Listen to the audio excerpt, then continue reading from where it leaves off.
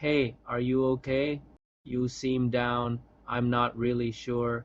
I just feel sad sometimes.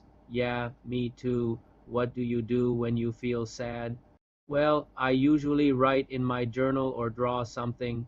Do you want to hear a story? Sure. Once upon a time, long, long ago, in a small Hmong village nestled between rolling hills and a sparkling river, lived a young girl named Najnog. She was known for her gentle and beautiful spirit. Her heart was as pure as the morning mist, and her laughter echoed the joy of 1,000 birds. Everyone in the village loved her, especially her father, nkauj, a strong and silent man who worked tirelessly to provide for his family. When Najnog was very young, her mother passed away, leaving a void in their lives that no one could fill. Years passed, and her father, overcome by his love and longing for his late wife, eventually decided to take another wife. He chose a woman named Ziblib, known for her beauty and cunning ways. At first, Najnog was hopeful that her father's new wife would become a loving mother to her and bring warmth back into their home. However, her hopes were dashed as Ziblib's true colors soon began to show.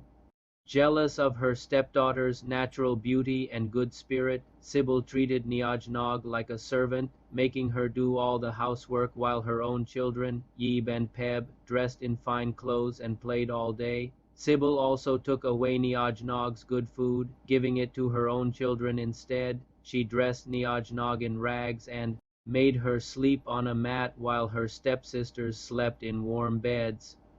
Despite the mistreatment, Najnog remained quiet and hardworking, enduring her stepfamily's cruelty with an innocence that touched the hearts of everyone in the village. Whenever she felt sad, Najnog would escape to the nearby fields and rivers, where she would sing softly to herself. Her voice was as beautiful as the songs of the most talented musicians, yet it carried the sorrow of a caged bird, which touched the hearts of those who heard her.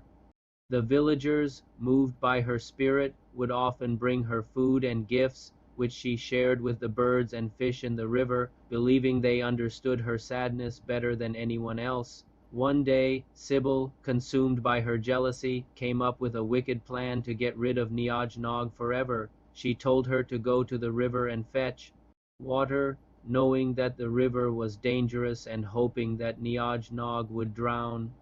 Unfazed by her stepmother's evil plan, Najnog set out to the river with a large jar in hand. As she walked, she continued to sing, her voice echoing through the trees. When she reached the river, Najnog placed the jar on the ground and bent down to scoop up water, but as she did, the river seemed to come alive.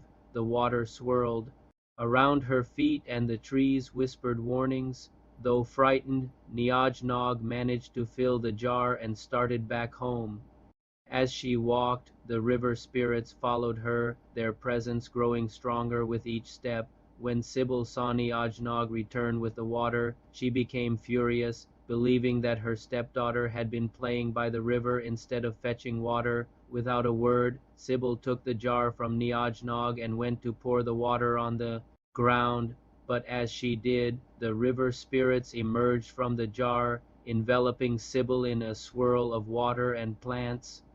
They lifted her into the air, along with her two children, and threw them into the river. Yip and Pap screamed in terror as they were pulled into the water. Sybil, paralyzed with fear, could only watch in horror as her own reflection showed her trapped inside the jar. The river spirits then turned to Najnog and asked her what she wished for them to do with her stepfamily.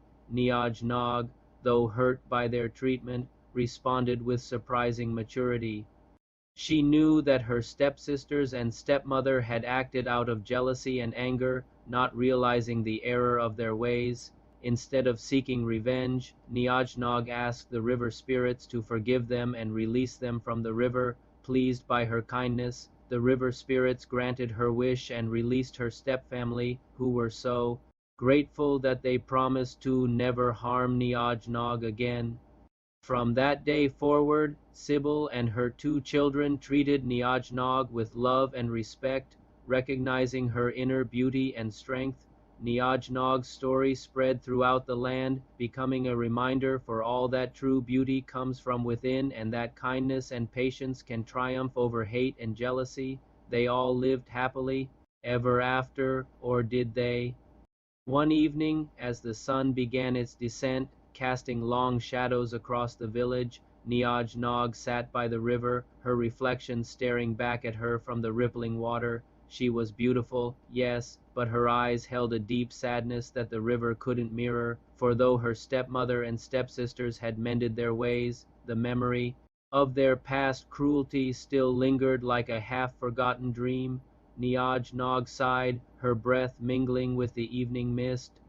She looked down at her hands, calloused and worn from a lifetime of hard work, her reflection blurred by a sudden tear that escaped. It wasn't a tear of sadness, but of frustration. Why did life have to be this way? She thought, why couldn't she be free from the weight of her past? The river seemed to sense her turmoil and whispered words of comfort. Yet Najnog's heart was heavy with unspoken dreams. She longed to see the world beyond the river, to experience the joys and wonders that lay hidden over the horizon. Oh, how she wished to break free from the confines of her village and the chains that bound her spirit, but duty and tradition held her back. How could she leave her father, her village, and the river that had been her solace? As the night deepened, the stars twinkled above, each one a distant sun in a sky of endless black. Najnog closed her eyes, picturing a world beyond her own.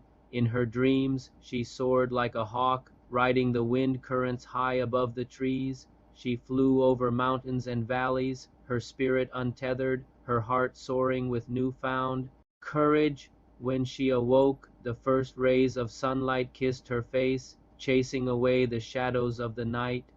With a deep breath, Najnog rose, her heart filled with a quiet determination. She wouldn't be defined by her past or held captive by her fears. Instead, she would honor her dreams, carry her burdens with grace, and find strength in the whispers of the river, for she knew, deep down, that true freedom lay not in running away, but in facing life's challenges with a brave and open heart. And so Najnog continued to live her life in the village, working hard, staying kind, and holding on to her dreams. The river continued to flow, carrying her hopes and aspirations to the sea, and though her story didn't have a neat little ending, it became a timeless tale whispered by the wind, reminding all who heard it that even in the face of hardship, the human spirit can soar. Now check out these videos. They're pretty good. Okay, bye.